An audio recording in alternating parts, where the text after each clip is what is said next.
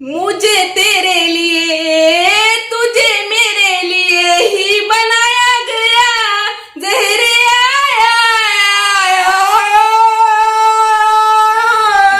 ओ काकू,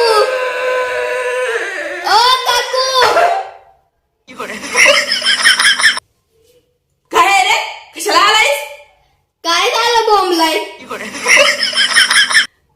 अरे व्हिडिओ चाललाय माझा आमच्या घरापर्यंत आवाज येतोय ना.